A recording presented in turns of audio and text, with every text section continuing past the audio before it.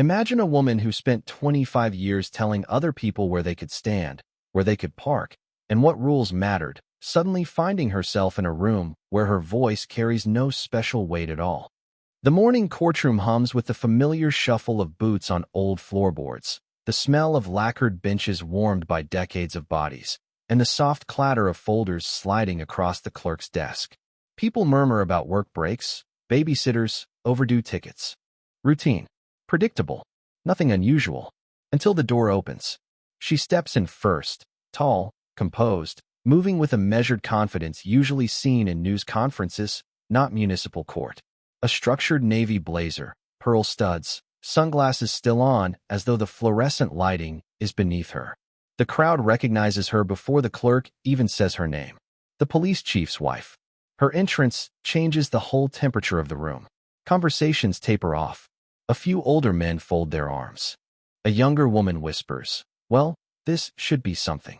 Behind her, half a step back, comes a much younger woman, the daughter-in-law. Shoulders drawn in, clutching her bag too tightly. Eyes darting from the judge to the public seating as if expecting someone to leap up and accuse her. The contrast between them is jarring. One carved from cold marble, the other trembling porcelain. Judge Caprio watches them approach the podium. His expression stays neutral, but his eyes sharpen, not with annoyance, but with that quiet, practiced attentiveness he reserves for cases that arrive wearing a mask. Hearing their names, he begins the routine opening. "You are here regarding 3 citations for." Before he can finish, she lifts a hand, not aggressively, but dismissively, as though waving off a restaurant server. "Let's not waste time, Judge. My husband is aware of all this." A slow ripple moves through the benches. Someone exhales with a dry laugh. Another person mutters, "Here we go." Caprio lowers the papers slightly, not breaking eye contact. The charges, simple on paper, now feel oddly heavier. 3 separate instances of parking in a disabled zone outside the city hospital, each on a different day. The fines never escalated. The notices never reached a hearing until now. A pattern with neat edges, maybe too neat. The younger woman shifts beside her, almost flinching at the tone. The judge notices. He continues, calm but firmer. "Ma'am, state for the record how you plead." She doesn't hesitate, doesn't blink. With the same cool composure she used walking in, she says, "We decide what's fair in this town." The room freezes. Not a cough, not a shoe scrape, not even a breath. Caprio looks at her for a long moment, not offended, not startled, but as though a puzzle piece has just clicked into place. And that's the instant everyone realizes. This isn't a parking case anymore. Something much larger just walked into the room with her. Where are you watching from? Let me know in the comments below, and don't forget to subscribe to this channel. Judge Caprio lets the silence settle before he asks, gently but deliberately, "Ma'am, before we go any further, tell me a little about yourself." It is the last thing she expected. This was supposed to be swift, procedural, the kind of hearing she'd breezed through before. She tilts her head, puzzled, as if he asked something inappropriate. "There isn't much to tell," she replies coolly. "I support my husband's work. I handle our household matters. That's all you need." But beside her, the young woman, her daughter-in-law, bites her lip hard enough to whiten it. She hesitates, then whispers, barely audible, "It wasn't all for her. Some days, she drove me." Every gaze in the courtroom lifts toward her. Even Caprio's posture softens by a fraction. The older woman stiffens, shooting a sharp glance as if trying to will the words back into silence. But the dam has cracked. The young woman gathers her courage. "After the baby, I needed physical therapy. I couldn't walk far. She took me to every appointment." A ripple of sympathy moves through the room. For a brief moment, the older woman appears almost human, but the feeling doesn't last. Caprio flips through the documents again, lingering on one date circled in red. "This day," he says, tapping the page. "You were parked at the hospital's disabled zone while the police department was conducting a major operation downtown. It was all over the news." The older woman's jaw tightens. A muscle near her temple twitches. "Yes," she says too quickly. "That was another appointment." The younger woman lowers her eyes. Caprio studies both of them. "Were you with her on that day as well?" A long pause. A painful swallow. "No," she finally admits. "That was the day we argued." A soft murmur spreads through the benches. Something in the air shifts, the beginning of a story unraveling. The judge turns back to the older woman. You were seen on camera leaving your vehicle, but you didn't enter the hospital. You walked across the street. Her composure falters. The veneer of control thins. She speaks quietly, but the room hears every syllable. I wasn't going to wait 40 minutes in line for blood work. I had things to do. A few older spectators shake their heads. Not angry, disappointed. Caprio leans back, hands folded. Ma'am, you told me earlier that you came here only to expedite this. But fairness doesn't live in shortcuts. For the first time, she looks small, not in stature, but in certainty. Something she'd held tightly begins to loosen. And somewhere between the rows of worn wooden benches, the listeners start seeing not just privilege, but the long shadow it casts. The courtroom falls silent again, but this time the quiet isn't awe or irritation. It's anticipation. Caprio turns a page, pauses, and looks toward the clerk. Let's hear the officer's summary for each citation. The officer stands, clears his throat, and reads the first 2 violations in a steady, neutral tone. Straightforward. Time-stamped. Routine. Then he reaches the 3rd. He hesitates, just long enough for everyone to feel it. This one is different, Your Honor. He lifts his eyes toward the defendant. She shifts in her chair, folding her hands together as if bracing for impact. The vehicle was parked in the disabled zone for 47 minutes, he continues. Hospital logs show that no one matching her description entered the building. A stir moves through the audience. The daughter-in-law stiffens beside her, fingers tangling nervously with the strap of her purse.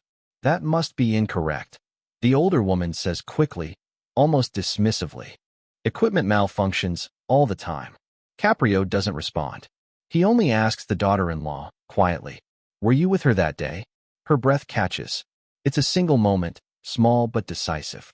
She looks down at her lap, smoothing a crease that isn't there. No, she finally says, her voice unsteady. We weren't speaking then. The temperature in the room seems to change. The listeners lean forward, not out of judgment, but recognition. Family fractures are universal. Caprio nods once, then turns to the clerk again. Play the exterior clip. A grainy video appears on the courtroom screen. The older woman's SUV pulls into the disabled space, stops with practiced confidence, and she steps out with her handbag swinging lightly at her side. She doesn't even glance toward the hospital entrance. Instead, she crosses the street toward a cafe. A low rumble of whispers fills the benches. Her face drains of color. I was just getting coffee, she mutters. I didn't think. That is precisely the issue, Caprio says gently. But it isn't over.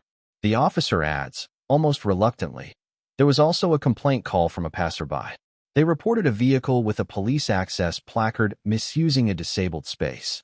He holds up a small sheet, the complaint record, a timestamp, a stranger's voice describing her car. The audience goes still. Not tense, not angry, just silent in the way people become when they realize a pattern isn't an accident. The older woman's back straightens defensively, but her eyes flicker toward the exit. A brief, involuntary glance suggesting she'd leave if she could. Caprio notices. He leans forward slightly. His tone remains calm, but each word carries weight. Mrs. Collins, this isn't about a parking ticket. It's about the choices we make when we believe no one is watching. Her breath catches, barely, but enough. The daughter-in-law looks at her with something between concern and sorrow. The judge continues, softly. And today, people were watching. The room holds its breath, waiting for what comes next. The courtroom door opens with a soft scrape, and a man steps inside. A tall, stooped figure with a weathered coat and a cane that taps steadily against the tile. His presence alone quiets the room. Judge Caprio looks up, surprised but welcoming. Sir, he says gently, are you the individual who filed the complaint regarding the disabled space? The veteran nods once. Yes, Your Honor. I heard the case was being heard today. I didn't want trouble. I just needed the space that day.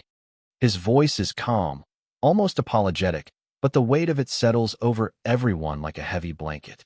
Even the air seems to hold still. He approaches the front, each step punctuated by the soft thud of the cane, an honest sound in a room full of defensiveness. Mrs. Collins watches him approach. For the first time since the hearing began, She doesn't straighten her back or adjust her jacket. She simply freezes, her certainty evaporating. The veteran continues. I came to the hospital for a scheduled treatment, one I'd waited months for. But when I got there, the handicapped spot was taken by a car with a police pass in the window. A murmur spreads through the benches like a draft. The daughter-in-law's eyes widen.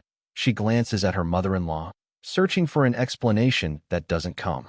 I circled the lot twice, the veteran says. By the time I found a place, they had already taken the next patient in. I had to reschedule. Weeks of waiting gone. The older woman pales. Her lips press into a thin line, as if she could hold back the consequences with silence alone. The daughter-in-law whispers, barely audible. You told me you were just picking up groceries. That you didn't stay long. Her voice trembles, not with anger, but betrayal. A small, painful fracture in a family held together by appearances rather than truth. Mrs. Collins finally speaks, but the words collapse as soon as they leave her mouth. I didn't think.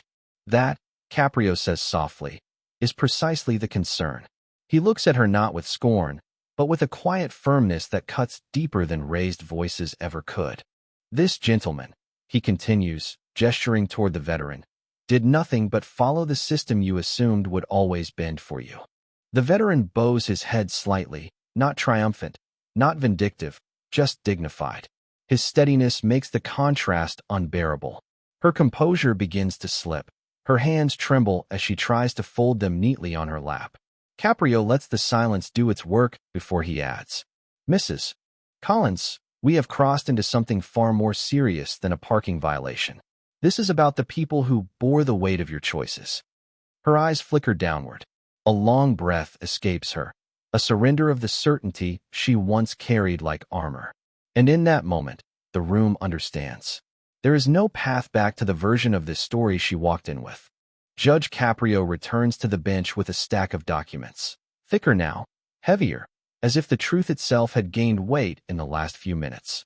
He begins flipping through the pages, the rustle of paper echoing in the silent room. Officer, he says calmly, please read the extended report. The officer steps forward and clears his throat. His tone is steady, but the information is anything but. Your Honor, one of the violations occurred during the police department's charity banquet. He glances briefly at Mrs. Collins. She was the guest of honor that evening. The room reacts with a sharp, collective inhale. Even those who try to stay neutral can't hide their disbelief. The officer continues. Her vehicle remained in the handicapped space for the entire duration of the event, approximately 2 hours.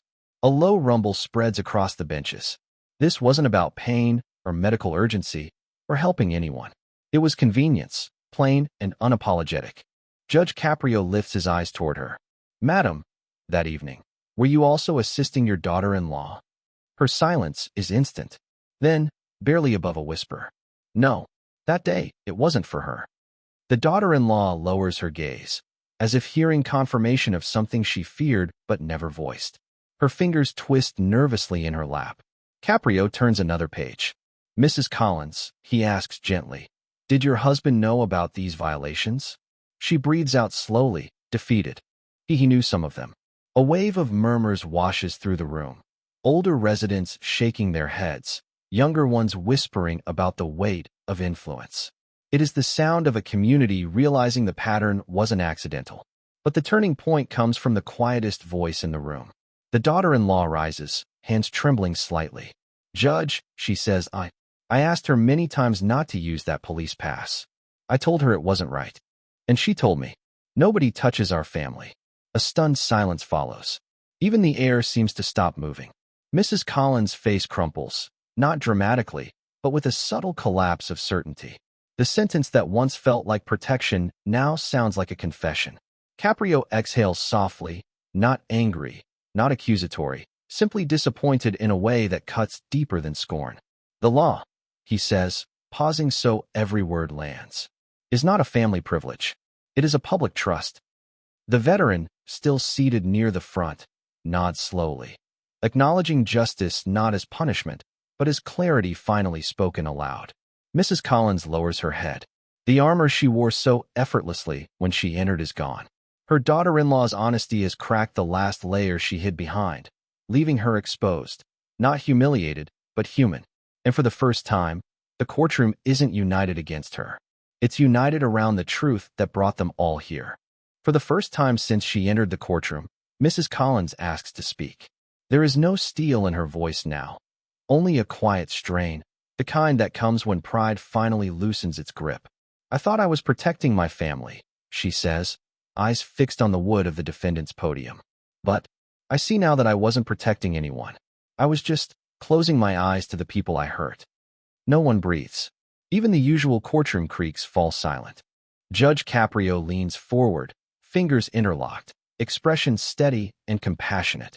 Mrs. Collins, he says gently, justice is not about punishing you for punishment's sake. It's about making sure we understand the weight of our choices.